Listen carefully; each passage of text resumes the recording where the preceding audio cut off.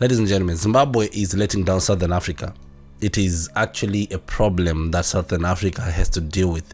It is an impediment to growth in the region, and it continues to become a burden to its neighbors.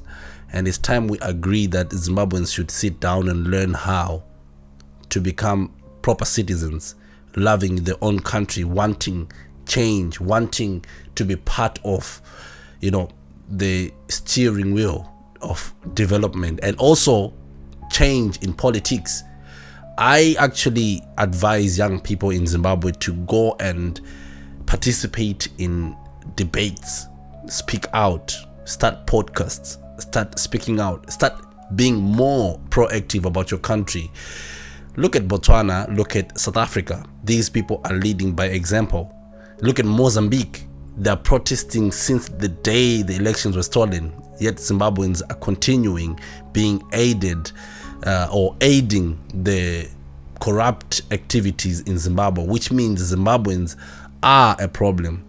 And I was watching this video of the African renowned executive director of the Center of Politics and Research, Prince Mashele, on DJ Spoo's podcast. Believe you me, I've never ever in my life believed that I would ever agree and understand why South Africans dislike the idea of Zimbabweans in their country. So when I was watching this video, it really made a lot of sense, and it resonated with my thought process to say, I think for us to change the course of the region, we need to really make it clear and have a stern approach about the way people are relate to the politics of the land. Like I said, 2028, I think most youths, Zimbabwean youths who are in their 30s and 40s, should participate in the election and the conversation about their own nation, because you only have one Zimbabwe. There won't be the second Zimbabwe, and being a second-class citizen is not an option as well. So anyway, I want us to watch this video, and I'll give my thoughts here and there. Congratulate the Botswana, but we must understand that there is a strategic significance in what they are doing. They are carrying our image as black people, that we are proper human beings. Zimbabwe is a mess. There's no doubt about it. Zimbabwe is the opposite of Botswana. Will it get any better? No. Here is the thing. You see, ZANU-PF has criminalized Zimbabwean society. It has perverted it. Crime, corruption, chaos is now culture in Zimbabwe. And once something becomes culture, it is very difficult to change it. So the idea that if you want a document, a passport, for example, from a Zimbabwean government office, you will get it without paying a bribe. If you told Zimbabweans that, they would laugh at you and say you have smoked something, because that's not how it works in Zimbabwe. What about this part? This man is literally focusing on the real problem in Zimbabwe. And when he said ZANU-PF has criminalized the society of Zimbabwe, crime, corruption is now a culture in Zimbabwe, he is correct, because each and every country has what they call a political culture, and obviously culture, basically. So in Zimbabwe, there is this thing that is instilled in people's minds that if you need to get something, you have to do extra. Last week, on my TikTok, I posted a video talking about how the policy of Zimbabwe is not allowing the young people to flourish, because there are people who have grabbed or who have captured the business environment. And that is why the young people are not able to flourish beyond corrupt means. For you to make it, you need to be in an illegal business. You need to be in an illegal dealing. You have to do things at the roadside. You have to do things in the black market. That is not how economics works. People think that when we are raising these points, we are being crybabies. We are trying to, deter the business sprouting. If you are a Zimbabwean and you try to do business in a normal world, you may actually struggle because the normal world is not pushed by illegal and illicit business activities. So what this man is saying is that in the back of our minds, we are not honest enough to understand that our minds have been corrupted to the point of wanting everything to do with crime or to do with bribery, to do with corruption. If that doesn't work, we don't see it moving further. We don't see it making sense to us. It's now in our DNA to say, for example, I can give you this. How many drivers in Zimbabwe right now can point at each other and say this person went to a driving school and passed without any form of bribe? I can bet my last coin every driver in Zimbabwe paid the officials for them to get a driver's license.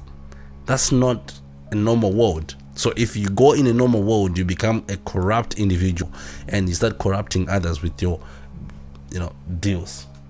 Everything you pay a bribe. I mean, I have relatives in Zim, by the way. My nephews, my nieces are married to Zimbabweans and got family. I've been to Zim. I have a story of a family, an elderly family member who broke a leg and went to a public hospital somewhere in Bulawayo. The family had to bribe a doctor in order for this family member to be operated on. Just imagine. The doctors used to pass her for months, a broken leg. The doctors just didn't operate on her until a bribe was paid in hospital. Man, can you imagine that? That's Zimbabwe for you. To change that, my friend, you need decades of progressive authoritarianism. I don't know if you are going to get that. The second thing about why you can't change that Zimbabwe thing is the involvement and the enmeshment of the military in politics. You see, ZANU-PF and the military are the same thing. That's why even Mnangagwa could never have been president of Zimbabwe without a deal with the military. All right? So the head of the military, she had to engineer a coup to remove Mugabe.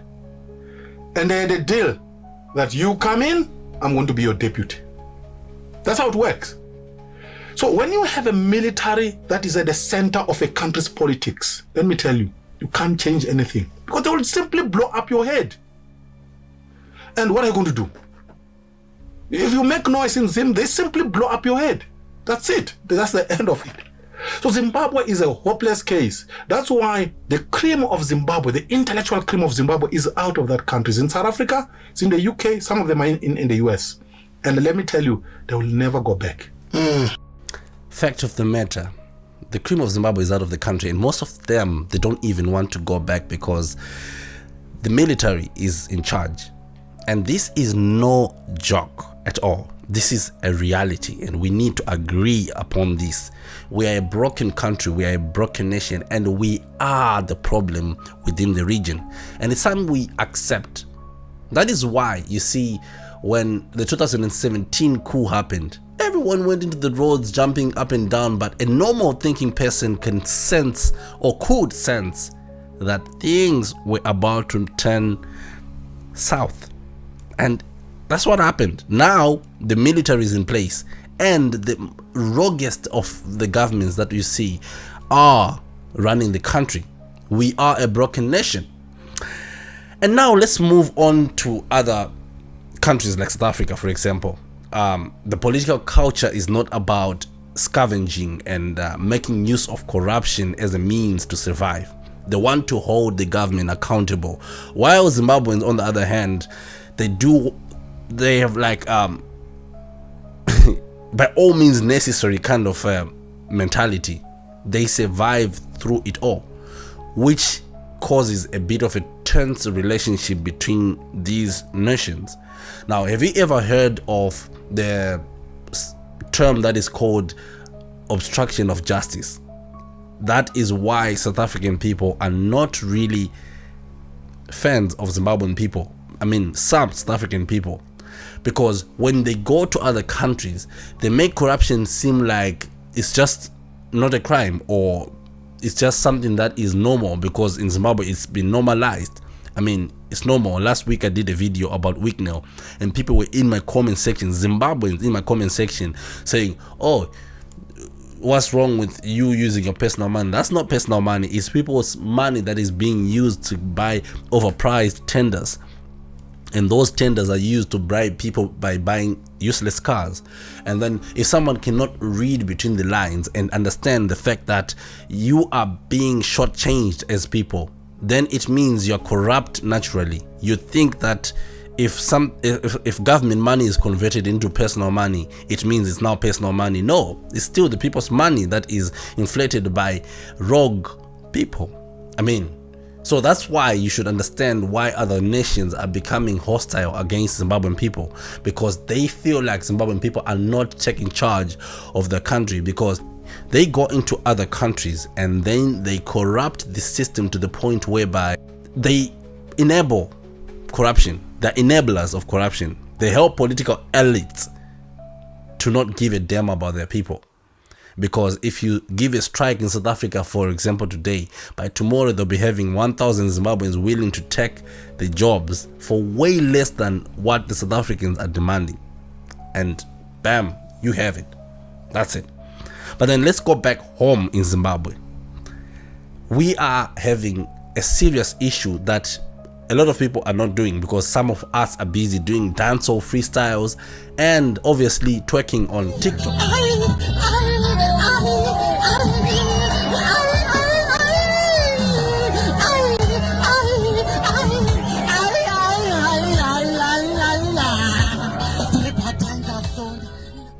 While Mthuli Ncube, the Minister of Finance, is destroying the country through his budget.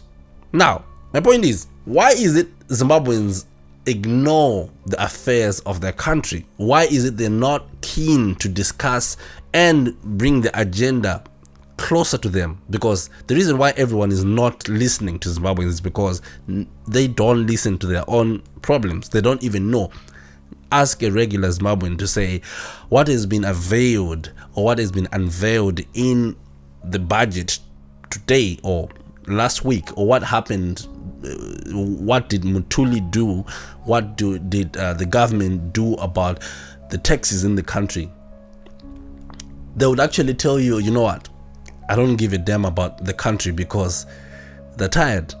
But the honest truth is, you cannot expect a neighbor to want to involve themselves in your story if you are not telling it.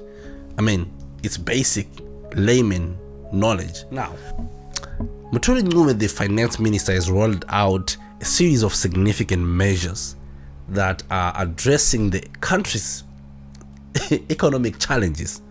But these proposals, however, have sparked a lot of debate, and critics like myself are asking if this is not an elitistic budget, or it is just a normal budget for the people. But definitely there's nothing pro people in this.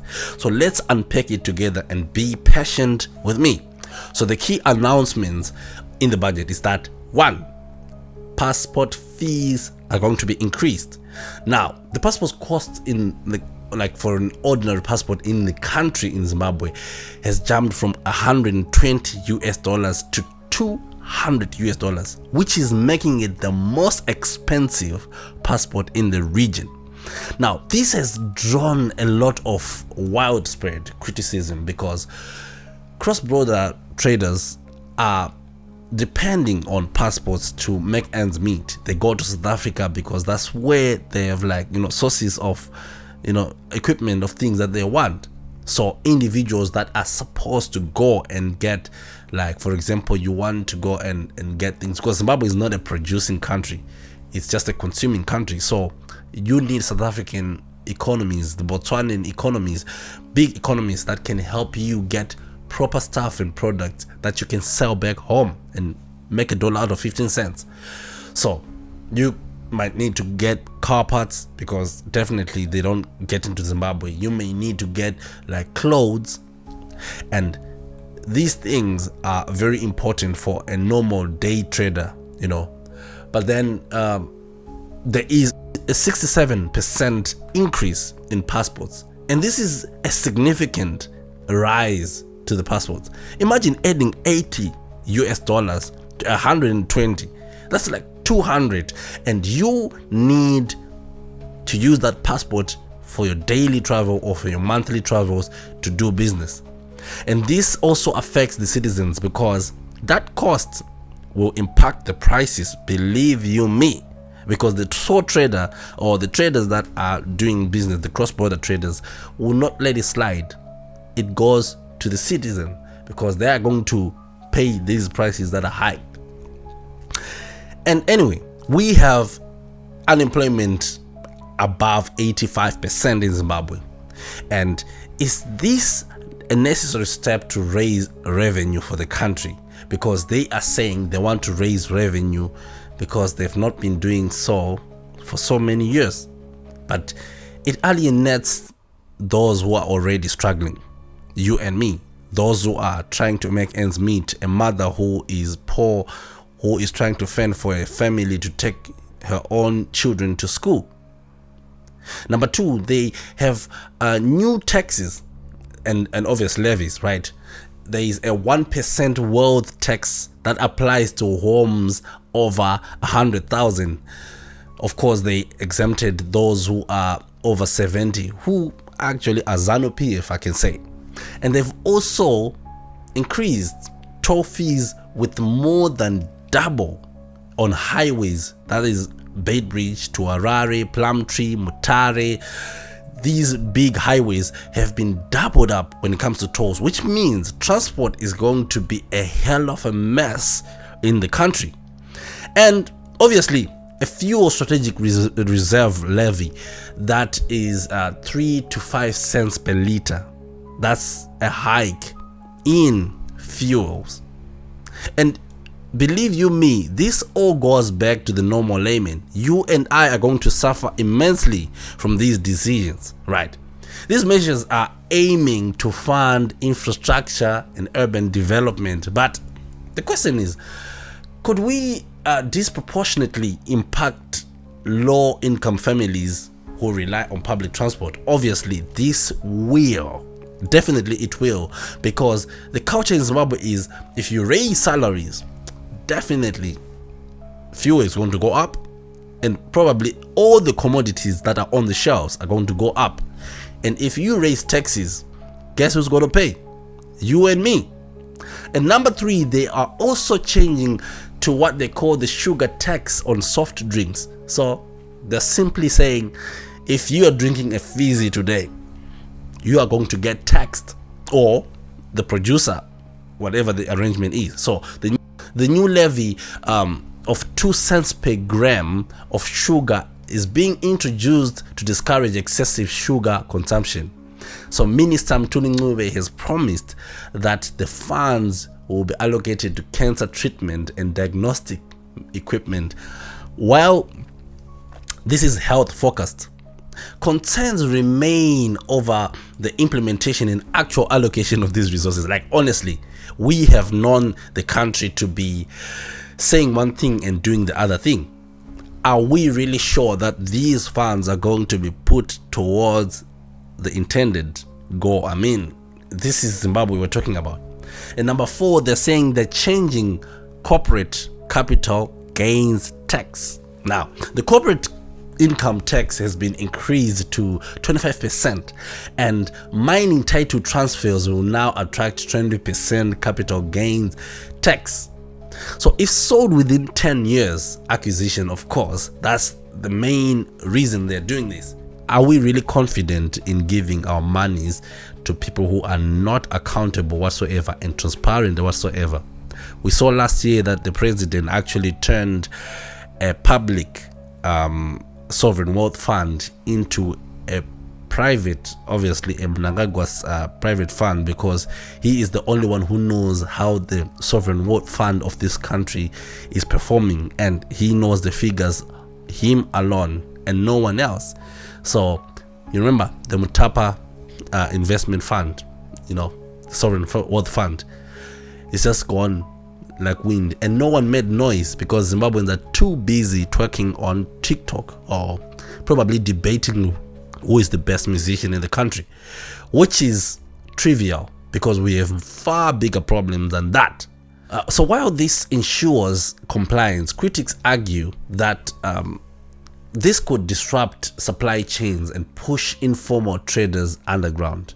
For example, I told you that I ventured into a business in Zimbabwe, and then now when I'm approaching corporates, like big corporates, they'll tell me, oh, we cannot trade with your business because its turnovers are not actually reaching the threshold of 25,000. So imagine this: you are a young man who is living in Mzarabani or somewhere else there in the rural areas, and you're trying to start your own tuck shop, or you want to start your chemical business, you want to sell to the big dogs, you want to go to big firms and big corporates to trade.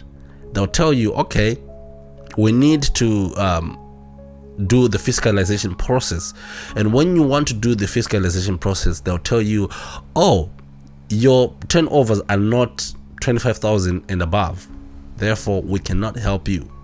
So when a country is supposed to be progressive and it needs progressive minds to grow, it doesn't need to put such harsh policies, because the ease of business is evidently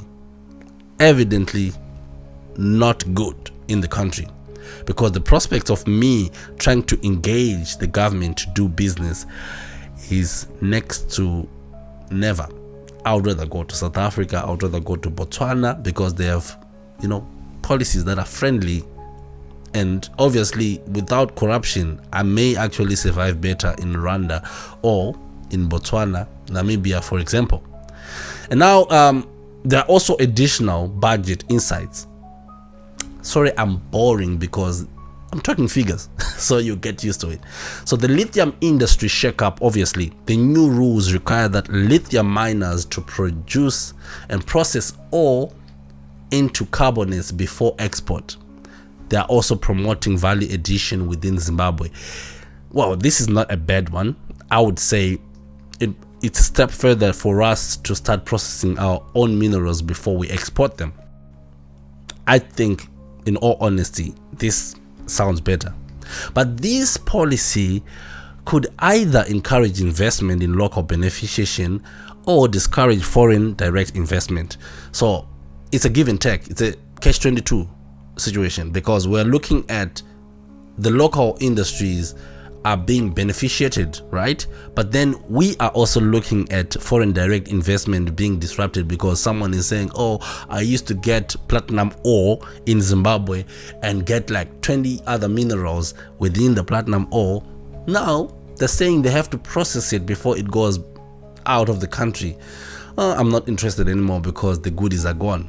And to be fair, Zimbabwe needs FDI, because us, the locals, are kind of disillusioned by the country. Anyways, going to infrastructure funding via tolls. So higher toll fees aim to finance road rehabilitation projects such as Bedbridge Harare Highway. But however, with a big how, past defaults on infrastructural loans have raised questions from the fundis and those people who are actually smart to understand. The government has not been transparent and forthcoming when it comes to understanding where our money is going. So the public reaction to the 2024 budget has faced from those who are interested, high criticisms. People have not been very happy with the thing. Even Professor Gift Muganos labeled it an anti-people and anti-industry budget. And many citizens feel measures, especially the passport fee hike and the toll gates increases, they're not really taking it very well. These are not addressing fundamental economic woes like high unemployment and inflation. There is no step forward, there's no plan, there is no comprehensive measures that are being taken by the government. So the 2024 budget in Zimbabwe is undoubtedly ambitious, and it has clear intentions to generate revenue, promote local industry, and improve infrastructure. But however, the approach appears to lack sensitivity to the struggles of the ordinary citizens like you and I. Measures like sugar tax and toll hikes may achieve short-term goals, but they will risk widening the gap between policy and public welfare. We are in a situation whereby we don't have a middle class in the country. We only have the poor and the rich, and the rich are going to get richer and the poor are getting wretched. Moreover, while raising taxes might bolster government revenue, it risks discouraging investment, especially industries like mining, manufacturing, and other places that are already grappling with operational costs. Like mining, for example, it's a clear loss when you just get into mining, right? 2024 budget obviously highlights Zimbabwe's complex balancing act between fiscal reform and public backlash. The key question remains, are these measures paving way for long-term growth, or they are just a misstep that could accelerate economic inequality? But one thing I can assure you, however, ladies and gentlemen, is that in this country, they can tax you for breathing, but the people will always find a way to go around it. Which is why I think I agree with the gentleman who said Zimbabwe is far from change. We're in for it, ladies and gentlemen, and nothing is going to change in this country. And it's time for you and I to agree that we are the cause of the problem. We are the cause of the problem, no one else. We cause the government to step on us and do whatever they want, and they let it slide. What are your thoughts? Please, can you share with me? And thanks for watching. Until next time.